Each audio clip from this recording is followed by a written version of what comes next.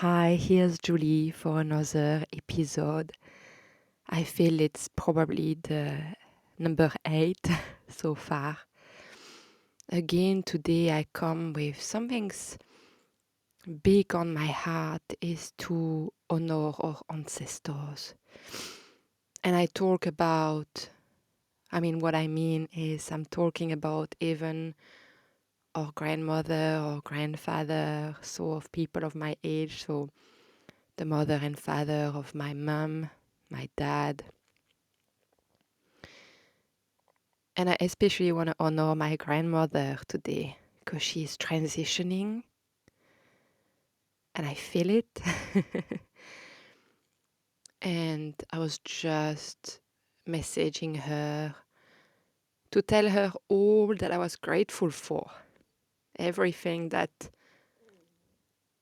she taught me. I remember, as she educated me when I was really little, when my mom and dad had to go back full time to work. And she was actually a person who was caring for kids from her home. And that's where I met my best friend as well. We born 3 days apart. And we grew up together. And, I remember the food she make us. We used to eat liver. And I know for a lot of people, liver, it's so hard. I love it. I love it because I learned from such a young age to love it. I remember her going in the garden and picking the parsley, and using her special scissors, to put it over the potatoes, and then she will make like this incredible ice cream cake for every season, like Easter and Christmas, and we will have deer with half peas with some, I don't know how you call it here. I think it's cranberry sauce. Oh my God. And then potato croquette. I know I'm talking about food, but I remember going around the block with her, going to the little dairy with, in Belgium, we had the franc before euro. And so we had this piece of 20 francs, which gave us loads of lollies, and we were going around the corner to choose our lollies, and we were walking from her place to our school. Anyway, so many souvenirs. And when I grew up, she taught me to knit as well. I don't know, as she's transitioning, I'm remembering of all the good, and it's why I want to talk about that, is because often, we think about the trauma that our ancestors have left, because there is a lot, There was this deep suffering that I know I have took on, and I never knew where this suffering I had in me was coming from until I started to work on the lineage tree, the genealogy tree. And I realized that there was so much suffering in the woman, from her to Maria grandmother, and on the woman lineage. And of course, there are women who have gone through war. She was 2 years old, and she told me the story, of her being hidden, in cave, and the mother in between the moment where they bombed. They were going to take some um, flour to make bread for the babies. But imagine a 2 years old who remember that. And of course, that's just part of the story, I have heard, and I have heard part of the story of my granddad, who also lost his hand, when the parents told him to never actually touch anything on the ground. And if I recall the story, I think her sister had it. They were a family of 9 kids, and they were all separated, during the war. in different places, and they all found their way back to each other. And he had the bomb in his pocket, and actually he took it in his hand and it exploded, So I know it's quite tragic what I'm sharing here, but it is their life. And so how can we not expect them to not have deep trauma? And at that time, no one talked about it. It was like, the freedom when the war stopped, but so much damage was done in them. And so I guess when I look back, I wanna think about what they have gone through, and it's why um, in epigenetic, we look at that perspective to really start to have compassion and empathy of the way they educated or the way they build some protection and the way they were and why they were that way, when you dig in. And so deep down, yes, there was that suffering that I definitely took on, and I can really feel, that part of myself that is not mine, of course, but that is part of it. And some things, that I have really felt as an empath, as a highly sensitive, is feeling what people that are so close to me felt. I mean, down from my lineage. And it's very incredible because I felt, and I will share that story about my mother as well, that one day I actually was in Australia. I was working in a tree planting farm. I expected working and planting big trees, but actually I was planting sprout. It's the beginning of everything. And we were in a village in the top of, just a bit down to Darwin, in Connemara, really inland. And it was really a aboriginal village, and so where there was crocodile and snake, and every morning the farmer would go in the machinery and release all of their snake, and there was a crocodile in a paddle that formed during the flood. And anyway, I was doing that with my partner Michael, and that day I remember I froze and I started to cry, and I said to Michael, something is happening to my mother, she's dying. And Michael is like, well, call her. Like, I can't call her. I feel she's dead.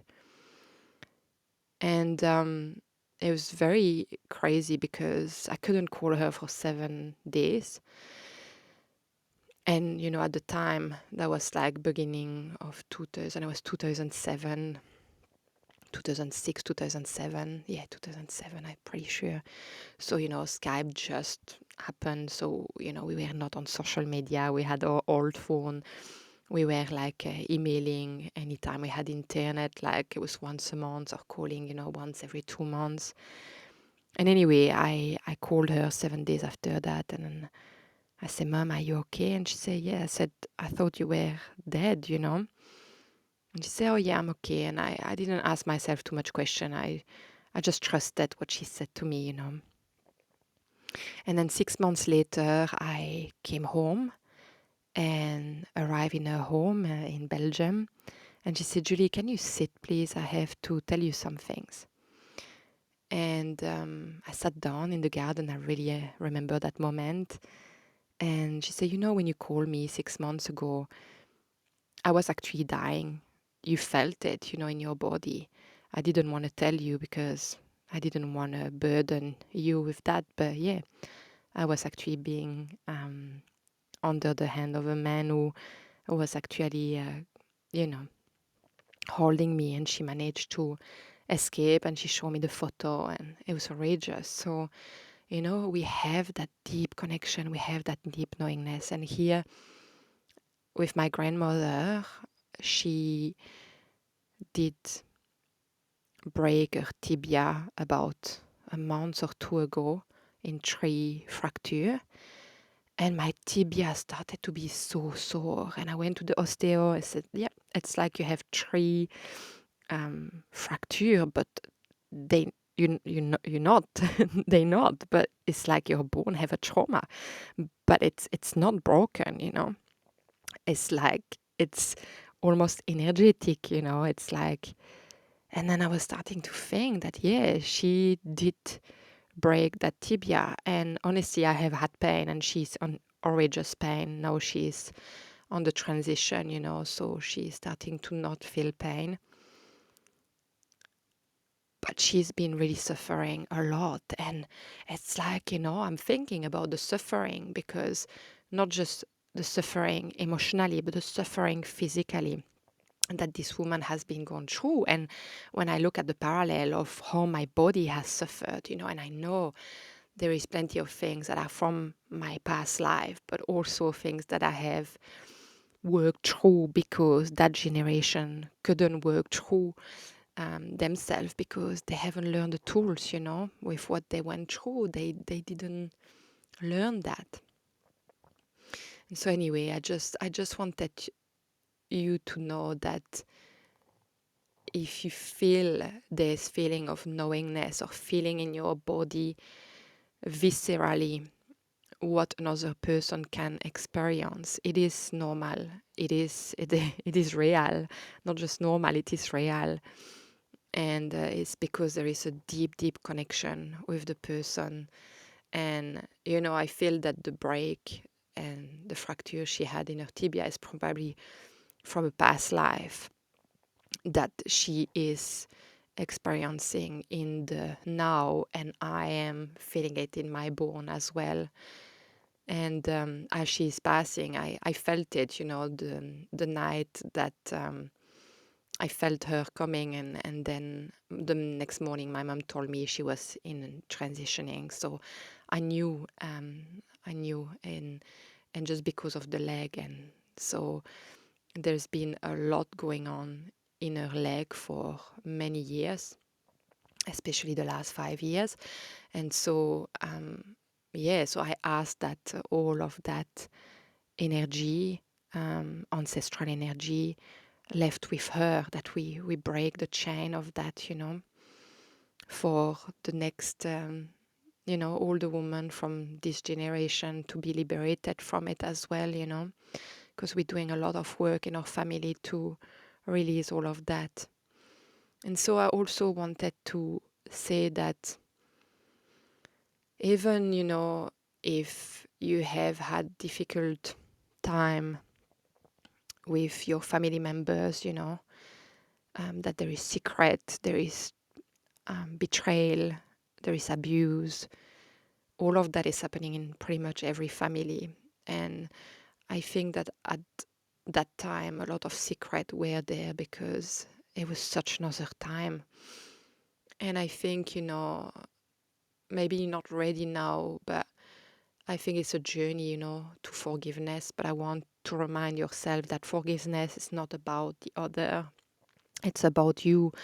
It's about liberating yourself from the suffering you inflicting yourself, It's not them that you are punishing, it's you, because you're not letting go of what they have done to you.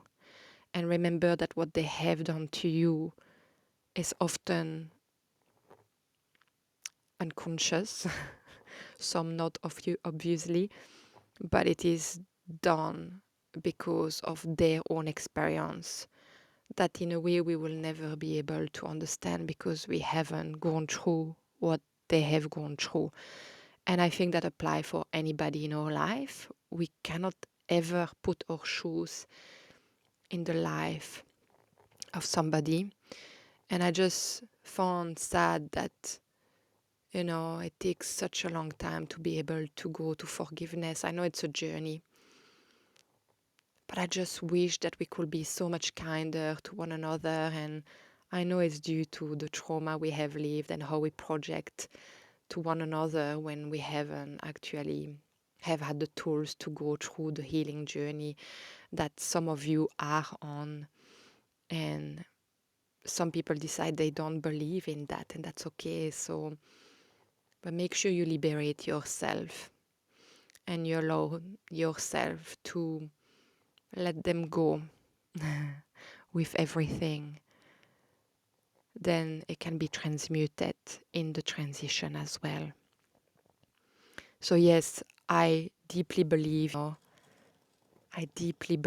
that she's joining another realm, but that doesn't remove the pain that I'm feeling about her leaving the physicality of it, meaning that I won't see her again. I know I will see her in another way and communicate with her in another way. But I just want to say, you have the right to be sad.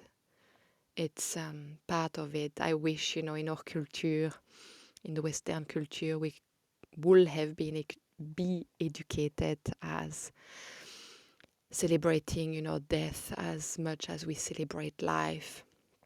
But that's not especially part of our culture, but it's not for that we cannot embrace it. And I just wanted to honor her, even if the journey has been learning about suffering and feeling it, and learning that I can liberate myself from it as well, even if she couldn't because of what she has experienced. So yeah, I just wanted to share this message with you.